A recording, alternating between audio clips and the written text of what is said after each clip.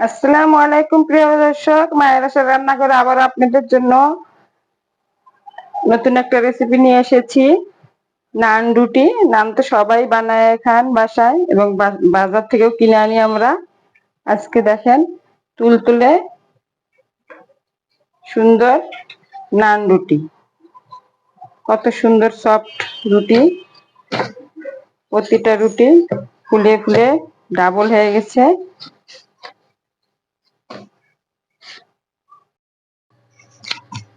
আমি এখানে নিয়েছি এই কাপের 5 কাপ আটা নিয়েছি, আপনারা ময়দা দিয়েও করতে পারেন। এখন দিয়ে দিব স্বাদ মতো লবণ,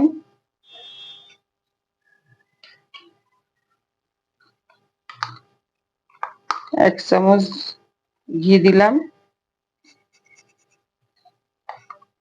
ঘিটা দেওয়ার কারণ হয়েছে এখানে যে ইস্টটা ব্যবহার করব, ইস্টের গন্ধটা যাতে না আসে এর জন্য ঘিটা ব্যবহার করতে হয়। আপনার ইচ্ছা করলে রেগুলার যে রান্না করে সয়াবিন তেল ওটাও দিতে পারেন। এখানে আমি দিয়ে দিব, যেহেতু আবার 5 কাপ আটা, এর জন্য আমি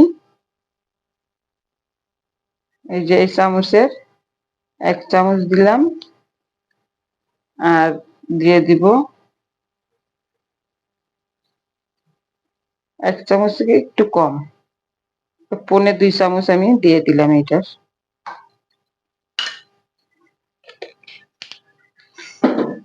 এখন এটা আমি ভালো করে হাত দিয়ে একটু মিশিয়ে নিব।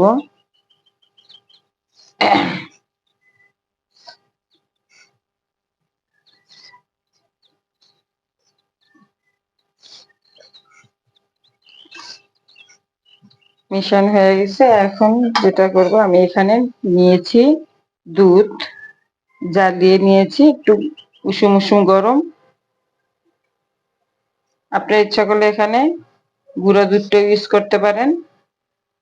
আমি লিকুইড দুধ নিয়েছি, গরুর দুধ।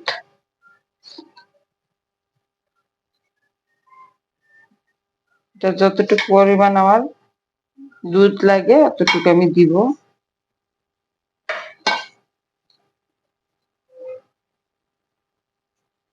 তবে যেহেতু আমার উষুম উষুম গরম পানি লাগবে, এর জন্য দুধটা উষুম উষুম গরম নিয়েছি।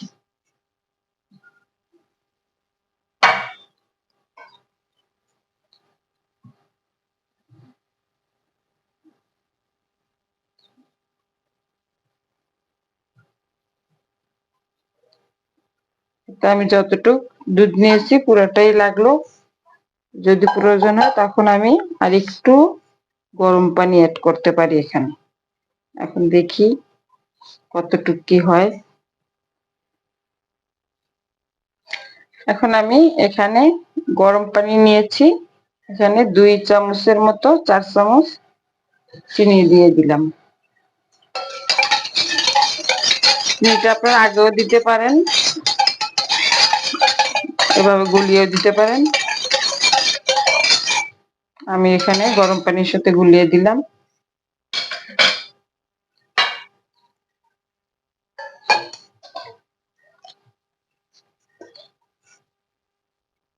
আমার ডোটা দেখেন হয়ে গেছে,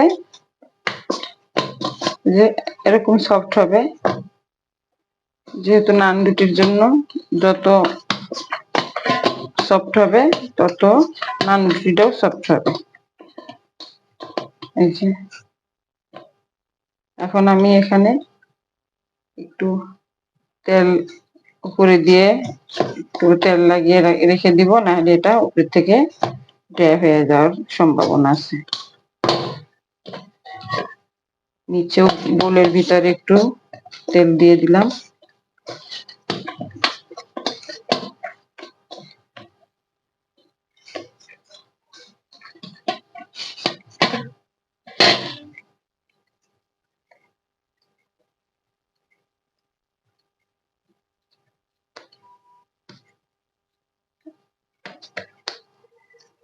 একটা বোল তৈরি করে নিলাম।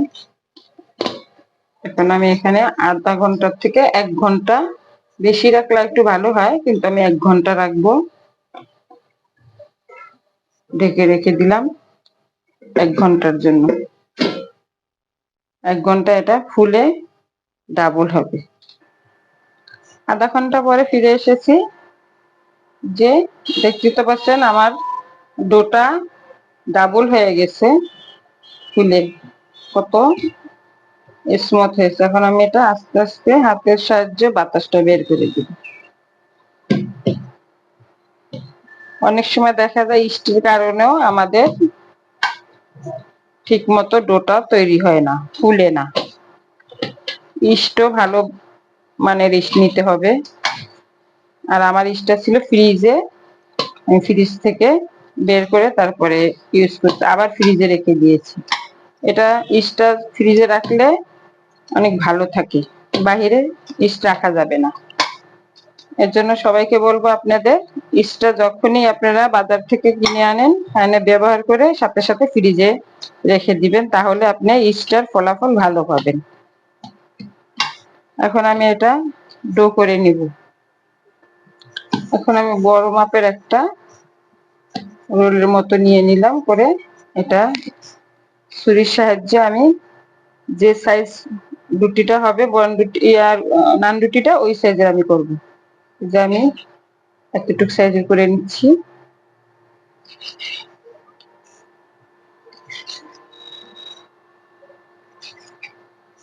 আমার 6টা রুটি হয়েছে, 6টা ডো করে নিলাম।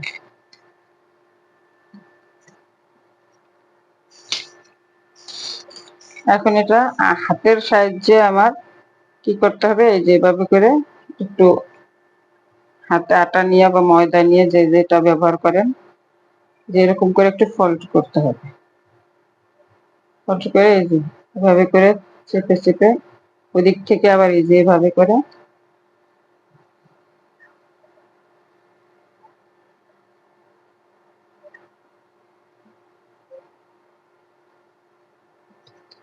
হয়ে গেল আমার।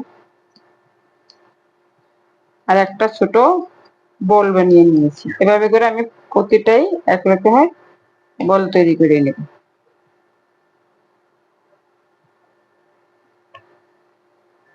আমি সবগুলা লিচি এভাবে করে গোল করে আবার 5 মিনিটের জন্য আমি ঢেকে রাখবো।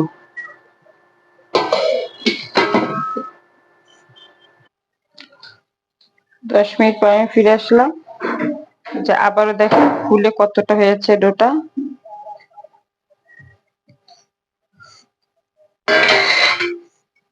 এখন আমি এখান থেকে একটা ডো নিয়ে নিলাম।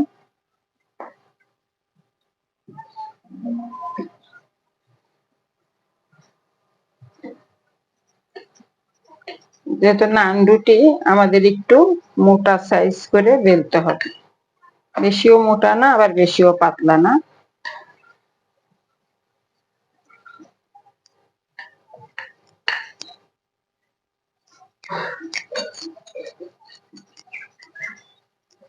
সবগুলা রুটি এভাবে করে বেলে দিব।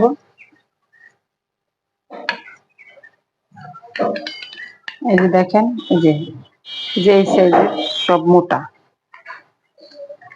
হয়ে গেল আমার একটা। হয়ে গেল, আমি সবগুলো রুটি এভাবে বেলে নিছি। এখন এটা ভাজতে যাব। উল্টে দিলাম, এটাও একটু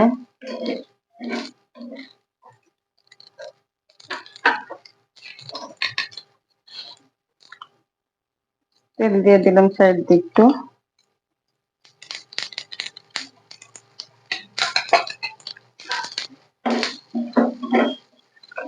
আপনারা এখানে ইচ্ছা করলে বাটারও ব্যবহার করতে পারেন।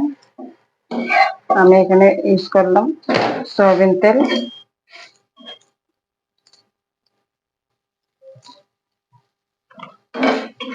কত সুন্দর করে ফুলে উঠেছে। হয়ে গেল আমার এটা। প্রতিটা রুটি কত সুন্দর ফুলে উঠছে।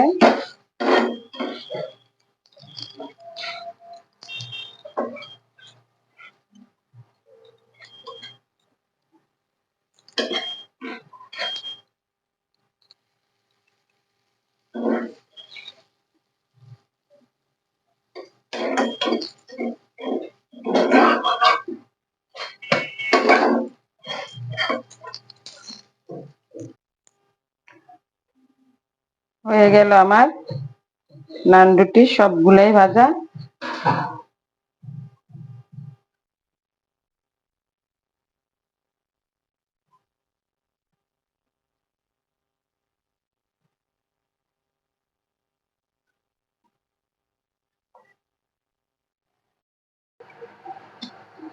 এই যে দেখেন ভিতরটা কত সুন্দর ফুলকো হয়েছে। প্রতিটা রুটি এরকম হয়েছে, নরম, একদম সফট রুটি।